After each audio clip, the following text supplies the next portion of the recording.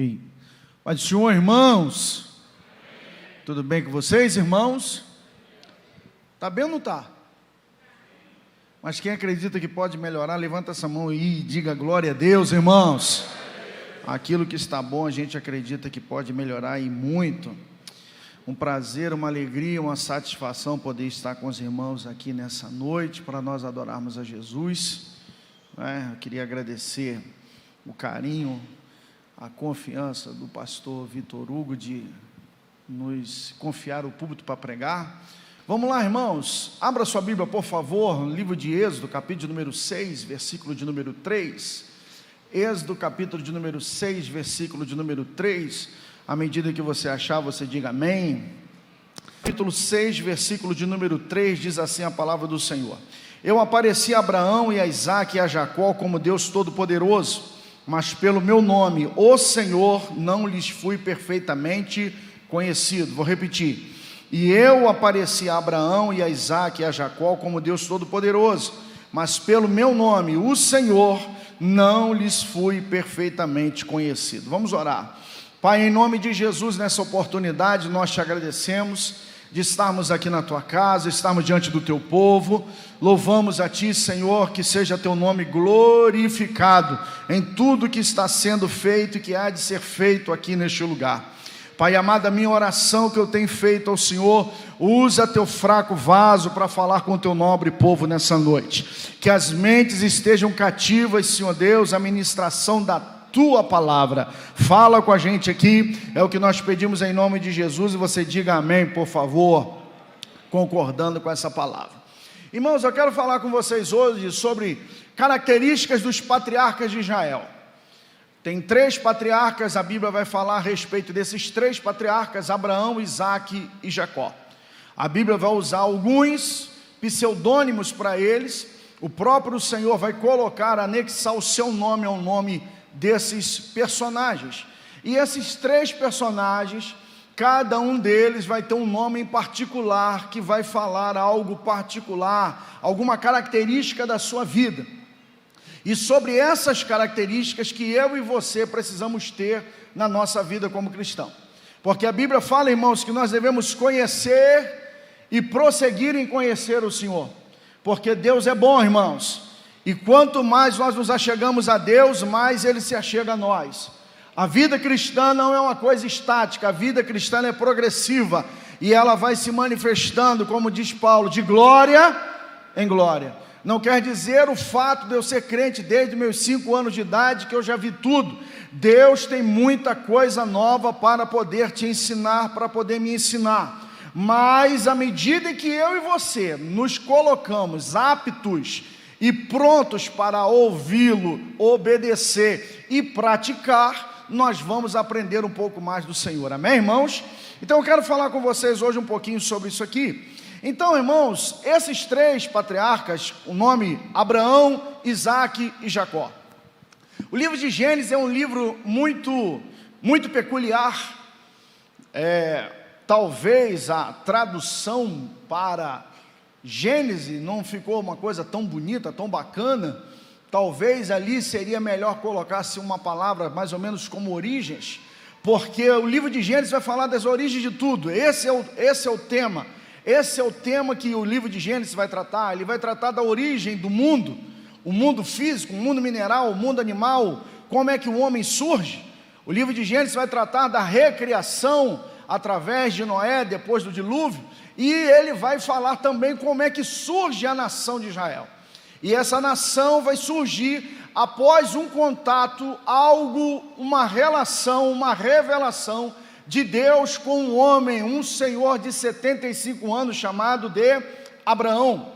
E depois de Deus se manifestar a ele, Deus vai passar a promessa para seu filho Isaque, para depois seu neto Jacó, e depois eles vão descerem ao Egito com 70 almas, e dali vão se multiplicar para sair uma nação de mais de 3 milhões de pessoas.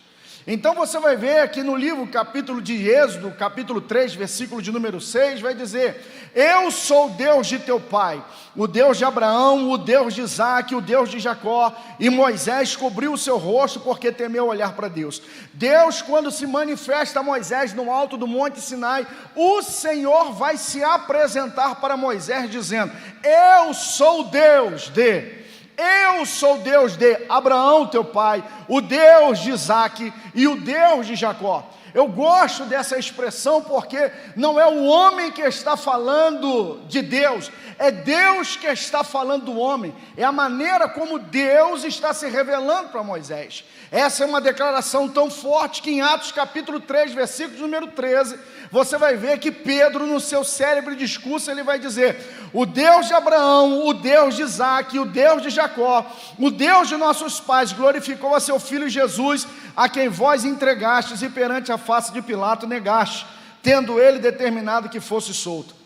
Então essa declaração dos patriarcas, sobre os patriarcas e a relação de Deus com eles, ela começa desde o Êxodo e ela vai aparecer lá no Novo Testamento, amém? E aí você vai ver uma coisa, que em Gênesis capítulo de número 12, Abraão está lá na terra de Ur dos Caldeus. Deus vai se apresentar para Abraão e vai fazer um convite a Abraão, vai fazer uma proposta: sai do meio da tua terra, do meio da tua parentela e vai para uma terra que eu te mostrarei. Quando Deus manda Abraão sair daquele lugar, e dele que ele tinha que se mover, ele tinha que se movimentar, porque na narrativa bíblica você vai ver que o nosso Deus é um Deus que se movimenta, é um Deus que anda, é um Deus que caminha. Deus chama um seminômade e ele começa a caminhar com esse camarada e diz: anda na minha presença e ser perfeito. E à medida que Abraão anda com Deus, Deus anda com ele. Deus vai ver que os patriarcas, eles estão sempre caminhando. Isaque faz suas caminhadas, Jacó faz a caminhada para a terra do seu tio, depois volta para Canaã. Depois de 400 anos, ele sai do Egito em caminhada, e Deus manda com que eles façam um tabernáculo, um templo móvel, porque à medida que aquele povo caminha em direção a Canaã, Deus anda com eles. E depois, passando-se o tempo, destrói-se o templo, mas Deus vai ter novamente um templo móvel, que sou eu e a você. Nós somos a habitação de Deus, Deus anda conosco. Qual é a coisa boa de servir ao Deus que nós servimos? Deus não vai ficar preso aqui dentro dessas quatro paredes quando acabar o culto. Deus vai para casa com você. Deus vai estar nos relacionamentos do dia a dia com você. Por quê? Porque individualmente eu e você somos templo, somos morada, mas uns com os outros nós somos pedra, tijolos, que somos edificados casa espiritual para a glória de Deus. Ou seja, Deus está conosco a cada dia, em cada momento. Então nunca se sinta só, porque Deus é um Deus que está conosco. Eu saí de Itaboraí para cá, Deus veio comigo, mas Deus ficou lá. Deus está com você aqui nessa hora, nesse exato momento, para poder sondar o seu coração e abençoar e mudar a sua história. Você crê nisso? Levanta a sua mão e diga amém, irmão. Então Deus chega para ele, para Abraão, e vai dizer assim: anda na minha presença. E Abraão começa a andar com ele, e Deus passa a se relacionar com Abraão. Mas o bacana disso aí é que depois, no capítulo de número 30, do capítulo de número 26, Deus vai chegar para Isaque, e a promessa sai de Abraão e vai para Isaque. E o que Deus vai dizer para Isaque? Eu sou Deus de Abraão teu pai, mas não sou teu. Ou seja, você ainda vai ter que ter relação comigo para que esse pseudônimo seja seu. Ou seja, você tem que andar com Deus para você conhecer a Deus. Porque não basta apenas você ouvir de Deus que alguém falou, não basta apenas ouvir do que seu pai disse. Deus quer que você tenha suas experiências com Ele, irmão. E aí você vai ver que Ele não é Deus de Isaque ainda. Eu sou Deus de Abraão, o seu não. Anda na minha presença e ser perfeito. A promessa passa por ele. Quando Isaque caminha com Deus e vai passar essa promessa para Jacó, no capítulo de número 28 do livro de Gênesis, Deus vai chegar para Jacó e vai dizer para ele: eu sou Deus de Abraão e eu sou Deus de Isaque, mas não sou teu ainda. Você vai ter que andar na minha presença. E a minha proposta para você nessa noite aqui, em nome de Jesus, quer vitória na sua vida, nessa super quarta, anda com Deus, caminha com Deus, que quem caminha com Deus não se decepciona, meu irmão. Quem caminha com Deus não se decepciona. Eu sirvo a esse Deus há 45 anos, e se eu tivesse uma outra vida, todos os dias dela eu daria a Deus, porque a melhor coisa que pode acontecer com o homem é esse homem servir a Deus. Quem aqui é feliz por servir a Deus? Levante a mão, meu irmão, se manifesta me ajudando, dando glória para Deus aí, irmão. Esses três personagens, esses três indivíduos, eles são arquétipos. Eles são personificações de coisas que Deus quer manifestar na minha vida e na sua. Aí a gente chama ele de Abraão, Isaque e Jacó. Mas em alguns textos, algumas passagens, você vai ver que ele é o amigo de Abraão, ele é o terror de Isaque e ele é o possante de Jacó. Vou repetir. Ele é o amigo de Abraão, ele é o terror de Isaque e ele é o possante de Jacó. E sobre cada uma dessas características que eu quero falar com vocês aqui hoje, em nome de Jesus, ok? Primeiro eu quero falar com vocês sobre o amigo de Abraão. Vemos aqui, irmãos, que Abraão, conforme anda com Deus, e até a promessa do filho se estabelecer, ele vai andar cerca de 25 anos esperando uma promessa. Às vezes eu e você estamos tão desesperados para que alguma coisa aconteça, mas o texto vai me mostrar, irmãos, que Abraão espera 25 anos, aleluia, para que a promessa se cumpra, porque fiel é o que fez a promessa. Fiel é aquele que fez a promessa, e ele vai cumprir a promessa que ele fez. Amém ou não amém, irmãos? Eu lembro disso de promessa. Eu casei com Kátia, nós tínhamos 20 anos que nós nos casamos, muito novinhos, e passou-se um período de tempo, depois nós quisemos engravidar, e Kátia não conseguia engravidar de jeito nenhum. Na época, Kátia fez todos os exames possíveis que existiam na época, até um mais terrível, que acho que é até o terror de toda mulher fazer esse exame, esterossalpingografia. Quando ela fez esse exame, ela saiu com as pernas trocando, porque pinça o útero para ver se está ovulando. Ela tinha um problema hormonal que depois a gente foi descobrir. Eu fiz aquele miserável daquele exame de espermograma, que é aquela coisa horrível, que a dona chega lá e você vai dar a receita, a indicação, e a menina vai te mostra um copinho e te fala, vai para lá. E nada, não achava problema, não tinha nada de errado, nem comigo, nem com ela, e o tempo foi passando, e Deus falava através de um, de outro, de A, de B ou de C, um tinha um sonho, outro tinha uma visão, outro tinha uma revelação, outro tinha uma profecia. E teve um dia que eu estava vendo um filme do Michael Keaton, My Life, aonde um bebê, ele gravava uns vídeos, porque ele estava com a sentença de morte, ele tinha uma doença terminal, e quando ele colocou o neném no colo, e ele conversava com aquele neném, e eu assistindo aquele filme, e eu falava com Deus, é isso aí que eu quero, eu gosto muito que o Senhor fale comigo, mas é isso que eu quero um neném deitado aqui em cima de mim, aqui. E teve um dia, diga assim, irmãos, um dia, porque sempre é assim, irmãos, é um dia, tem um dia específico para a sua bênção, tem um dia específico para a sua vitória, tem um dia específico que Deus marca para falar com você, tem um dia específico que a promessa, aleluia, ela deixa de ser apenas promessa e ela passa a ser realidade. Quem sabe hoje é o dia, irmãos, Deus me trouxe lá do Rio para dizer para você que quem sabe hoje é o dia de Deus transformar em realidade aquilo que antes era apenas uma promessa na sua vida.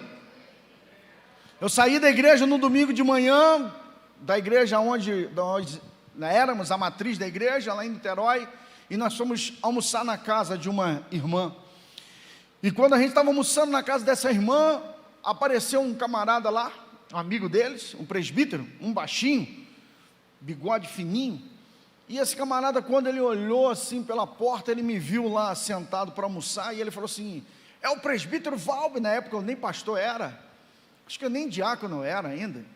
Ele falou assim, irmão Valber que está ali, ele ficou, nós vamos orar, e eu falando assim, Senhor, eu quero saber nada de orar agora, eu quero almoçar. A irmã tinha feito bife à parmegiana, salada de camarão, falou assim, eu não quero saber nada disso, e o cara queria porque queria, e ele entrou e ficou esperando a gente acabar de almoçar para ele orar. E aquele camarada começou a orar, irmão, e quando ele orou, ele orava muito engraçado, porque ele falava assim, Senhor meu Deus, e ele chupava, parecia que ele estava chupando cana, e eu falei assim, mas que raio de negócio esquisito é esse? E ele orava e falava e orava, e daqui a pouco aquele camarada começou a falar em línguas, e ele foi para cima de Cátia, ele colocou a mão na cabeça de Cátia e começou a profetizar para ela, dizendo que tinha uma labareda de fogo que passava por ela, e que aquilo que ele tinha prometido a ela, ele em 30 dias iria se cumprir. Nós fomos para casa, eu achei muito peculiar, vamos colocar assim, peculiar a maneira, estou sendo bondoso, a maneira como ele profetizou, e nós fomos para casa. Eu trabalhava no Bradesco na época. Passados-se 30 dias eu chego do trabalho em casa, a Cátia está sentada na cama com um papel azul, e me mostrando o papel azul, e eu falo assim, que papel azul é esse? Que papel azul? O que é isso? O que é isso que está na sua mão? O que está isso na sua mão? E ela me entrega, ela estava grávida, e Lucas chegou em 8 de maio de 97, ou seja, aquilo que era apenas uma promessa, se tornou realidade. Quem sabe aqui daqui a um tempo, daqui a 30 dias, quem sabe daqui a alguns dias, você vai contar a sua vitória. Quem sabe daqui a uns dias, aquilo que é só promessa, aleluia, vai se tornar realidade na sua vida. Não desanime, meu filho, não desanime na tua jornada, porque Deus está travando o relacionamento com você. Quem crê, diga amém, irmão. Deus está travando o relacionamento com você. E à medida em que ele caminhou com Abraão, Deus começou a criar intimidade com ele, mesmo numa época de relações muito rudes. Mas vamos ver que Deus desenvolve uma parceria, um relacionamento de parceria. Não é apenas uma relação de receber, mas era uma relação de reciprocidade. E eu gosto de Isaías capítulo 41, versículo 8, que vai dizer, mas tu, ó Israel, servo meu Jacó, é quem elegi, descendente de Abraão, meu amigo.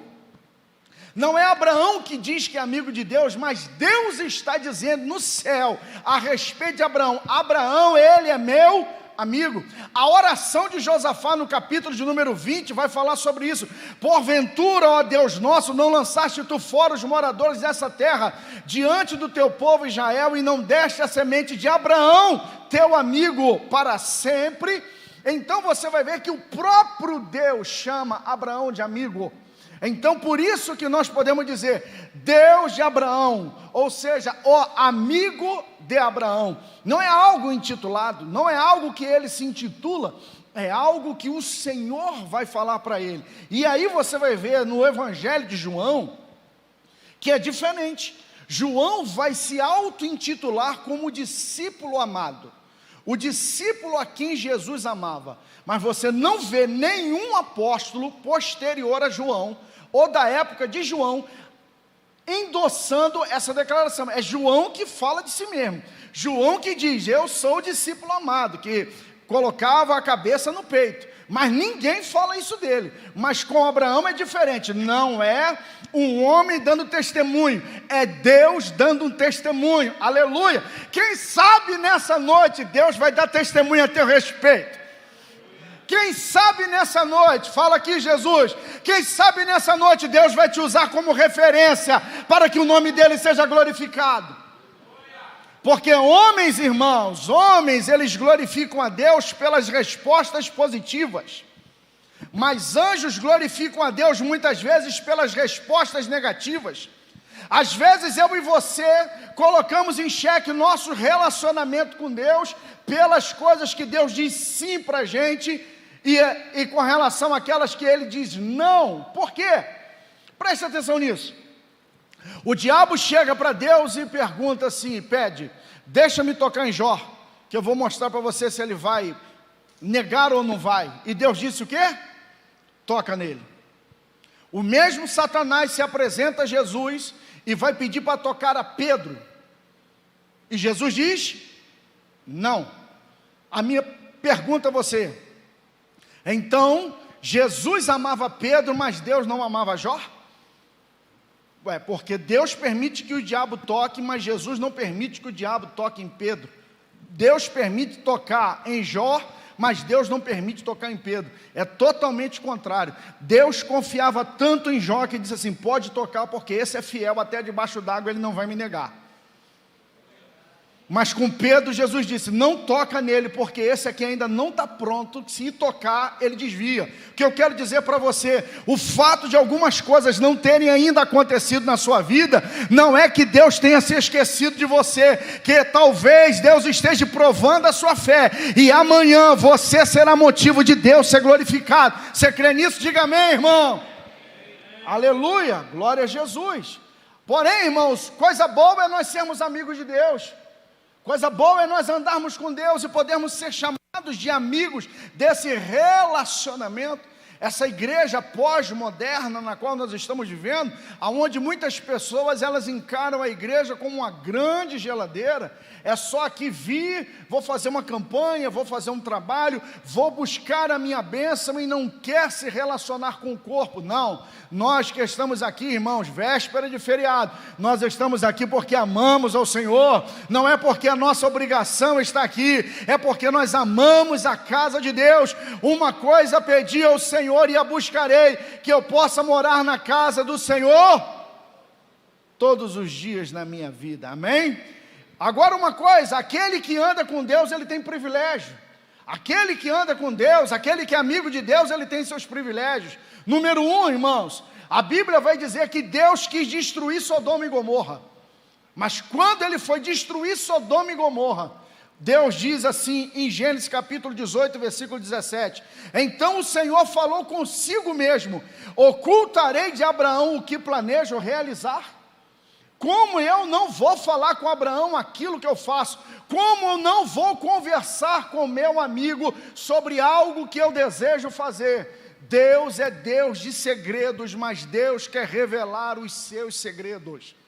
Porém, os segredos do Senhor são para aqueles que o temem, aqueles que andam com ele. Eliseu, quando tinha relacionamento com a sunamita, por causa do tratamento que ela dispensou a ele, a Bíblia vai dizer, irmãos, que quando Eliseu ouviu do Senhor que haveria fome na terra, ele manda Geazi na casa da sunamita e diz assim: fala para ela e para a terra dos filisteus, porque vai haver fome. Porque quando você tem relacionamento com Deus, aleluia, Deus conta seus segredos. E eu quero dizer para você aqui, irmãos, não importa da maneira, não importa de como seja, o Senhor ainda é Deus que fala. Nosso Deus é um Deus que fala, nosso Deus é um Deus que conversa. Apenas eu e você precisamos estar atentos para ouvir a voz dele. Tem um filme do Will Smith, hoje falar de Will Smith é complicado. Eu Sou a Lenda, que tem uma brasileira que faz um papel, e eu acho aquela frase que ela diz para ele muito bacana. Por causa de uma praga que teve, muita mortandade no planeta, está ela e ele numa casa, e ela diz para ele assim: eu preciso ir para tal lugar. E ele fala assim: quem falou para você que tem gente lá? E ela diz assim: eu preciso ir para lá. Até que ela vai dizer assim: Deus falou comigo. Aí o Smith fala assim: como que Deus falou com você? E Alice Braga vai falar uma frase muito importante: o mundo está em silêncio, então agora é mais fácil poder ouvir a Deus. Talvez eu e você precisamos parar um pouquinho para poder ouvir ao Senhor. Talvez é necessário eu e você pararmos mais um pouquinho, irmãos, para nos assentarmos com a palavra de Deus, para Deus voltar a falar conosco dos seus segredos. Porque existem coisas na Bíblia, irmão, que você aprende estudando no livro, porém tem coisas que o próprio Deus quer conversar com você e falar com você. Tem coisas, irmãos, que a Bíblia quer se tornar viva para você. Provai, vou repetir o salmo: provai e vede que o Senhor é bom.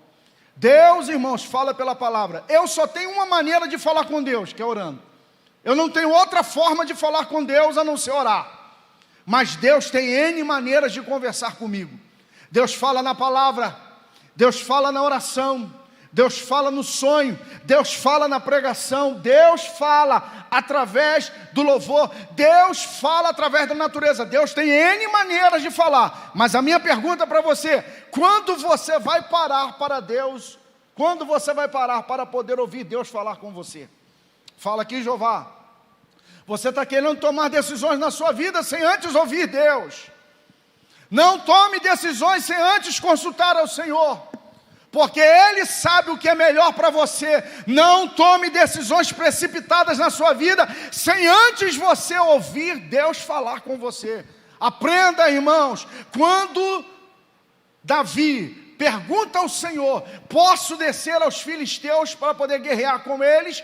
Antes Deus tinha dito: pode ir. Na segunda pergunta Deus fala assim: não, espere, até que você ouça o barulho na copa das amoreiras. Espere, tranquilize seu coração. E eu vim aqui hoje, irmãos, como seu irmão em Cristo, como pastor de igreja local, não com itinerante que está visitando a igreja, como pastor de igreja local. Eu deixei lá as igrejas lá para estar com vocês aqui, para poder falar para você: acalma o teu coração.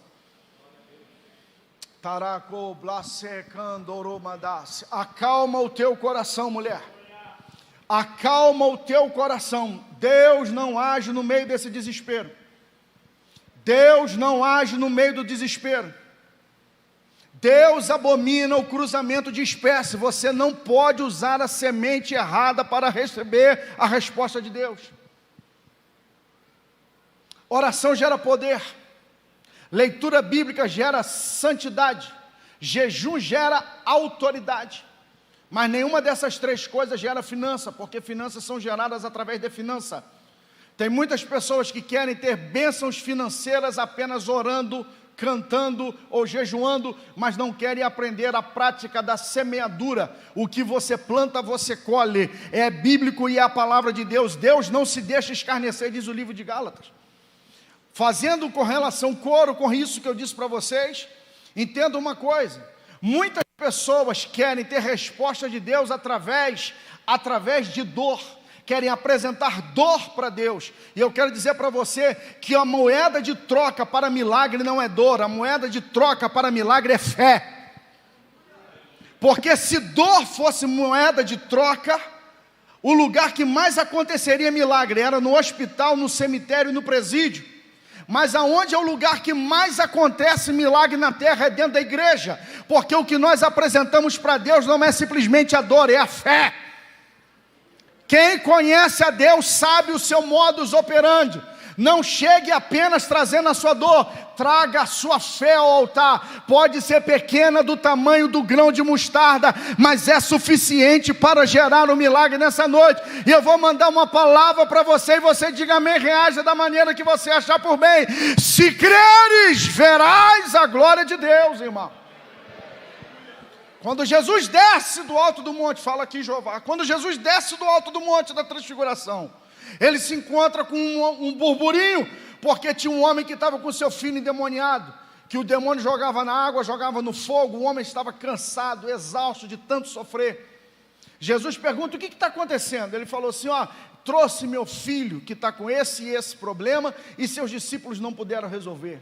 E ele vai chegar para Jesus e dizer assim: se tu podes fazer alguma coisa, tem misericórdia de nós e faz. Ou seja, nós estamos sofrendo. Jesus vira a mãozinha dele e fala assim: não é se eu posso, é se você crê. Se crer, verás a glória de Deus. Entendeu? Não é se Deus pode fazer, é se eu posso crer.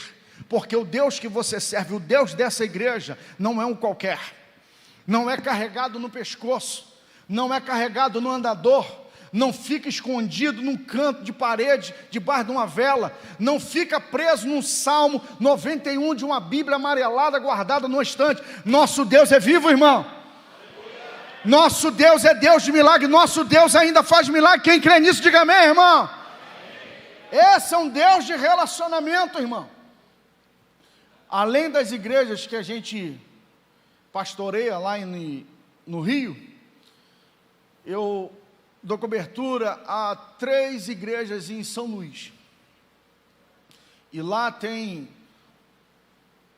um testemunho que me impactou assim tremendamente. Uma moça teve câncer no seio e ela teve que arrancar todos os 2 seios, teve que retirar totalmente, teve que fazer quimioterapia e por causa disso prejudicou demais a ovulação dela. E ela ficou com os óvulos muito restritos, mas era uma pessoa de posse, colocou a prótese, e ela não era casada, e ela queria ser mãe, e o tempo estava passando, e Deus mandou o marido, e miraculosamente aquela moça engravidou de um menino, bonito e saudável. Passando-se os dias, marinheiros de primeira viagem, o neném começou a chorar, porque ele só tomava mamadeira, porque ela não pode amamentar, porque tem as próteses. E aí, o garoto chorando, o marido chega para ela e fala assim: amor, coloca ele no seu peito só para enganar, para fazer tipo de chupeta, e pegou, e ela obedeceu aquela instrução, pegou aquela criança, colocou no seu seio, e o garoto parou de chorar, graças a Deus parou de chorar. Só que eles começaram a escutar um barulho, aquele barulho, e quando foram olhar, o canto da boca do garoto estava branco do leite que estava escorrendo. A mulher com prótese, ela começou a verter leite. Você sabe por causa de quê? Porque para o homem é impossível, mas para o Deus que eu e você servimos, nosso Deus ainda é Deus do sobrenatural.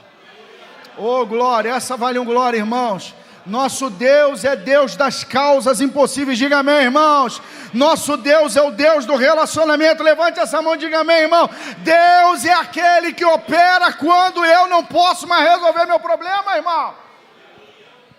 Vou te mostrar, irmãos, que a questão não é você dar para Deus a dor, mas é você dar a sua fé a Deus.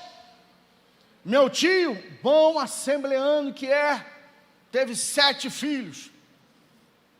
7, eu tenho 7 primos. Só que antigamente, meu tio trabalhava num matadouro, carregando quarto de boi nas costas, 100 e poucos quilos. E ele com aquelas botas 7 léguas molhada, escorregou com um quarto de boi com 100 e poucos quilos, caiu sentado e fraturou a coluna. Não tinha carteira assinada, na época era INAMPS, não tinha INAMPS, 7 crianças passando necessidade. Meu tio não tinha nada dentro de casa, não tinha um pão para dar para aquelas crianças. Ele foi para uma roça que eles tinham, tentando achar um cacho de banana verde para dar para os meus primos, e ele foi embora para chorar no mato, para não ver as crianças passando fome. E aí aquela coisa, quando criança chora, você deixa com quem? Com a mãe, né?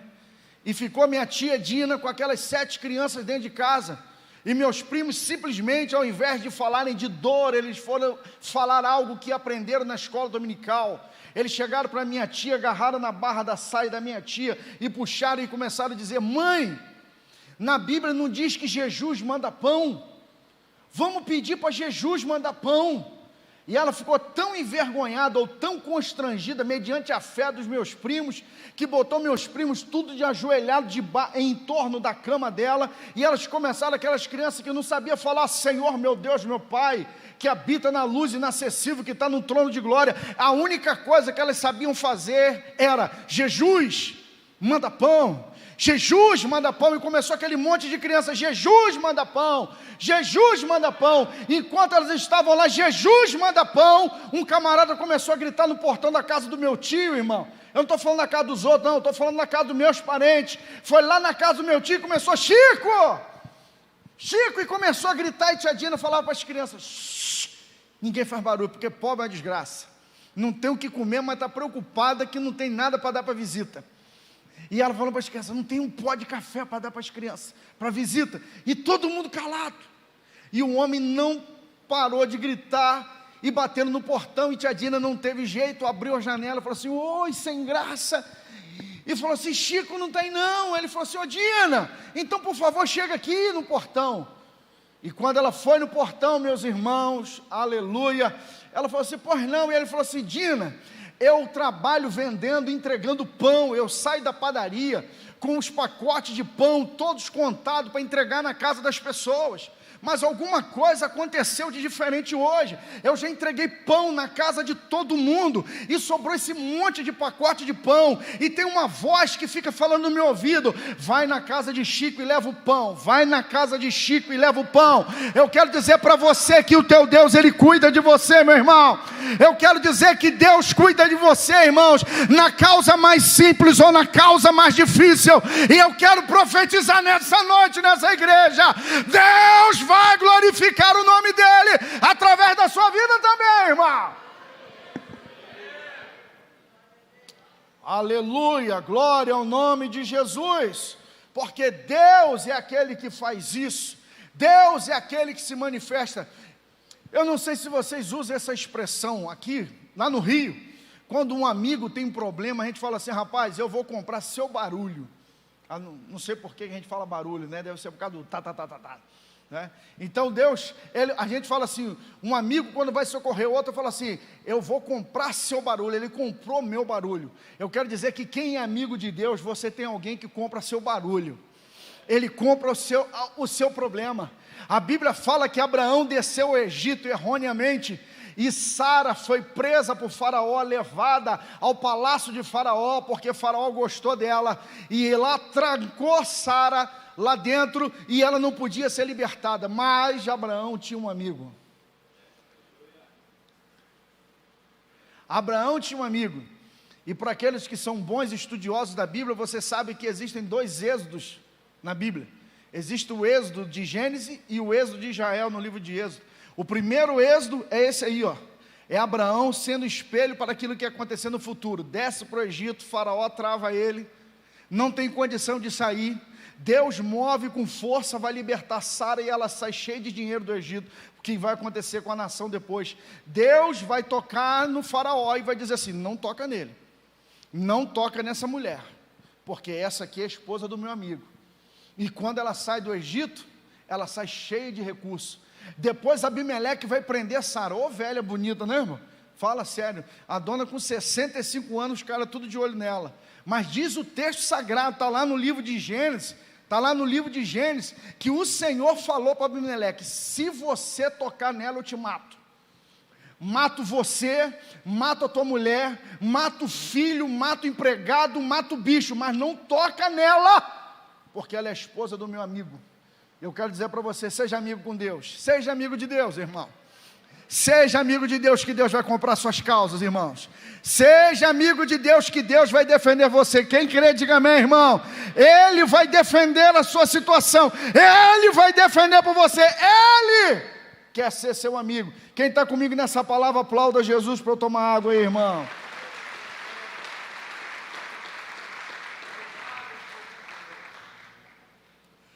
Êxodo 23, 22. Mas se na verdade ouvires a minha voz e fizeres tudo o que eu disser, então serei inimigo dos teus inimigos e adversário dos teus adversários. Segundo ponto, irmãos, porque eu já vou caminhar para encerrar aqui, para não passar do horário. Isaac é chamado o terror de Isaac. Deus para Isaac é o terror de Isaac. Se para Abraão ele é o amigo, para Isaac ele é o terror de Isaac. Por que ele é o terror de Isaac? Você vai ver que em nenhum lugar na Bíblia Deus é chamado dessa maneira, a não ser do próprio Jacó. Jacó é que vai falar isso. O terror de Isaac, meu pai. Por que Deus para Isaac é terror? É por causa do cutelo. Quando Abraão vai subir o Monte Moriá para sacrificar Isaac, Deus fala com Abraão. Deus não fala não é com Isaac. Isaac não está oferecendo, está sendo oferecido. Quando você estuda a etimologia da palavra Moriá, Moriá não é uma palavra, Moriá é um acróstico. Moriá é a soma de 3 palavras: Macron, Raá e a contração de Javé.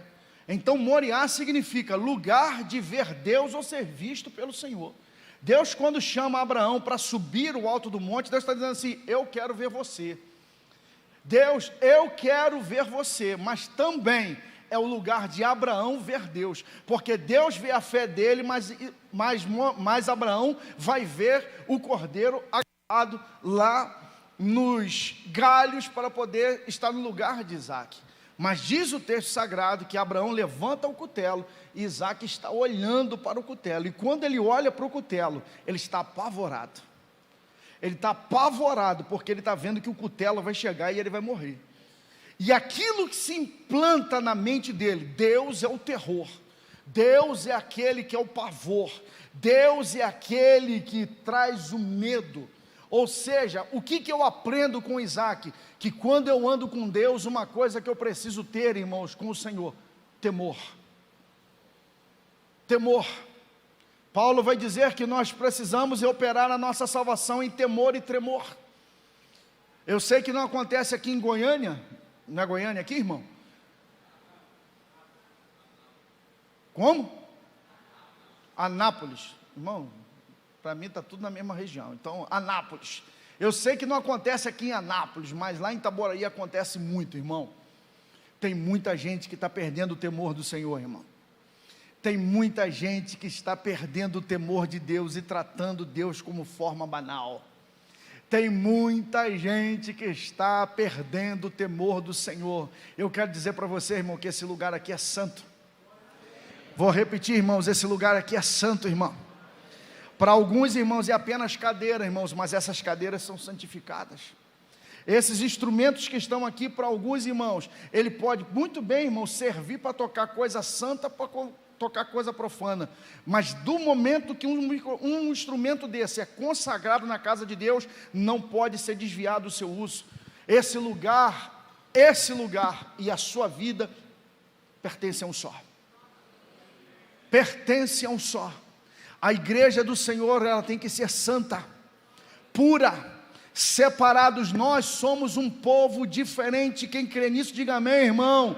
Nós somos um povo diferente e nós não podemos perder o temor do Senhor, irmãos. E eu poderia aqui citar algumas coisas para você aqui, irmãos, aleluia. Eu poderia dizer para você aqui, ó: o Senhor dos Exércitos, a Ele santificar, e seja Ele o vosso temor, e seja Ele o vosso assombro. Uma coisa que cada um deveria entrar aqui nessa casa, irmãos, tremendo diante dEle. Tremendo diante dEle, porque nosso Deus é Deus santo. No temor e na reverência, aleluia.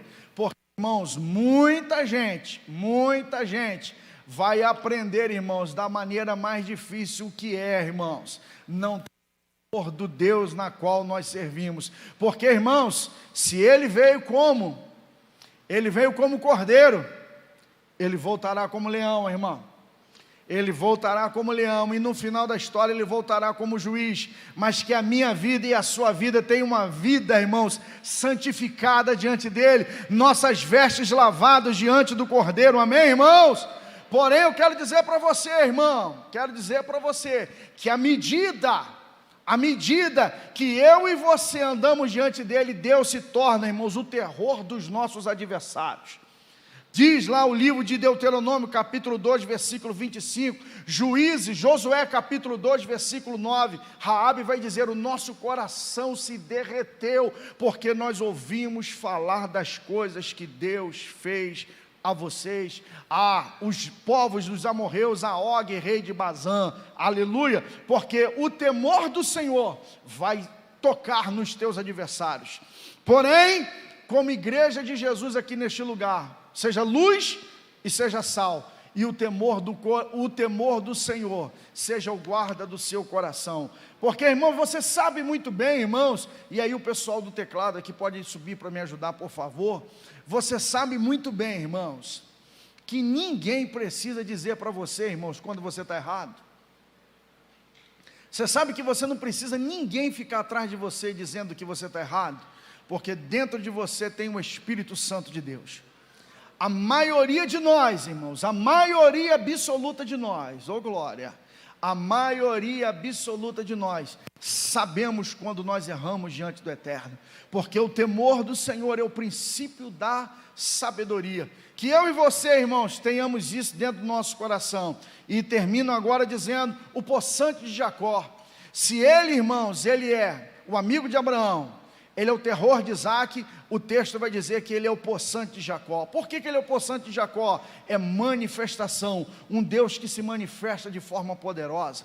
Jacó é aquele que vê Deus operar, Jacó é aquele que vê Deus se manifestar. Jacó é o homem das manifestações. Jacó pode ter algum problema no início da carreira, mas ele vai arrumar seu passo e ele vai ver as operações de Deus na sua vida. Aleluia! E eu quero terminar aqui dizendo para você: Deus vai se manifestar a seu favor. Deus vai se manifestar a seu favor. Ele vai operar ao seu favor. Aleluia! Porque Deus, ele vai cuidar de você. Nessa igreja de São Luís, aí vocês podem tocar e eu já passo o microfone para os pastores. Nessa época de pandemia, eu sei que vocês devem ter atravessado alguns momentos complicados também, como o mundo inteiro atravessou. Então, na igreja desse pastor lá em São Luís, ele chegou, pastor Vitor, e ele me ligou. Ele falou assim: pastorzão, eu tomei uma decisão aqui, eu vou suspender os pagamentos, porque eu vou cuidar do povo, eu vou cuidar, ninguém na minha igreja vai passar fome, o povo da minha cidade não vai passar fome, eu vou ajudar da maneira como puder. E teve um dia, ele tinha um sorrento, aquela mala gigantesca. Ele chegou para o seu secretário e falou assim: coloque 10 cestas básicas na mala do carro. O senhor vai para onde, pastor? Eu vou no lugar que Deus vai mandar que eu vá. E ele orou a Deus, e ele falou assim: Senhor, eu não quero entregar essa cesta básica aqui para qualquer pessoa, eu quero que o Senhor me leve para quem o Senhor deseja, para quem está realmente precisando. E ele falou assim: pastor, eu queimei um tanque de combustível, eu andei tanto que eu não sabia mais voltar, eu ia ligar o aplicativo para poder voltar para casa, e eu entrei e eu fiquei perguntando ao Senhor: como que eu vou saber aonde que é para eu ir? Eu vou ouvir um hino, o que eu vou fazer? E Deus repetiu: é aonde alguém estiver me esperando. E ele entra numa rua e ele diz: pastor, quando eu entrei na rua, a rua se afunilou tanto que o carro não passava mais. E eu passei na rua, ia lá no Nordeste, de tarde, é muito comum as pessoas colocarem a cadeira na frente da casa, virado para a rua, para ver o que está acontecendo. Só que tinha uma dona que ela estava com a cadeira virada para frente da casa dela, de costas para a rua. E ele passou por ela. Quando ele deu ré, ele viu que aquela senhora estava sentada segurando uma coisa na mão. E ele parou, saltou do carro para perguntar para ela onde que ele estava. E quando ele se aproximou dela, ele viu que ela estava com um livro na mão. E aí o coração começou a bater forte. E ele olhou para ela e perguntou assim: senhora, esse livro que a senhora está na mão é a Bíblia? E ela disse assim: por quê? A minha provisão que acabou de chegar? Porque ela estava sem nada em casa e ela estava lendo a Bíblia, e Deus dizendo para ela assim: eu estou providenciando o que você está precisando. E ela mostrou para ele, ele começou a chorar. Ela só perguntou para ele: você é daqui, meu filho? Ele falou assim: não, dona, eu sou de muito longe. E ela falou assim: olha o que eu estava lendo em Efésios: o meu Deus, segundo as suas riquezas em glória, suprirá todas as vossas necessidades em Cristo Jesus. Quem anda com Deus, quem teme ao Senhor, vê manifestação de Deus. Eu quero declarar, irmãos, aqui em nome de Jesus, eu não vim aqui brincar com você ou passar tempo, eu vim ser profeta nessa noite. Nós estamos fechando o segundo semestre, o primeiro semestre de 2022. Está se iniciando, irmãos, está se iniciando o segundo semestre. Eu quero declarar sobre a sua vida e que isso venha sobre mim, porção dobrada. Nós veremos a manifestação de forma dobrada de Deus sobre as nossas vidas, em nome de Jesus. Nós veremos uma manifestação de salvação como nós nunca vimos antes. Nós veremos um agir de Deus sobre nós. Nós veremos um agir de Deus.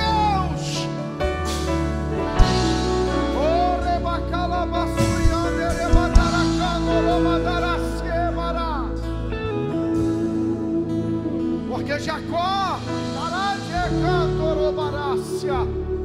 Em Gênesis 28, quando ele foge da casa do seu pai, ele não tem nada a não ser uma botija de azeite, e ele dorme sobre uma pedra, e ele tem um sonho. Qual é o sonho, pastor, que ele tem? Ele vê anjos de Deus que sobem e descem, anjos subindo e descendo, não descendo e subindo, porque anjos sobem da onde, movem-se de onde estão. Jacó se via sozinho, mas ele não estava sozinho, porque os anjos de Deus estavam com ele, ao redor dele. Eu quero dizer para você que você verá anjos de Deus subindo e descendo na sua vida.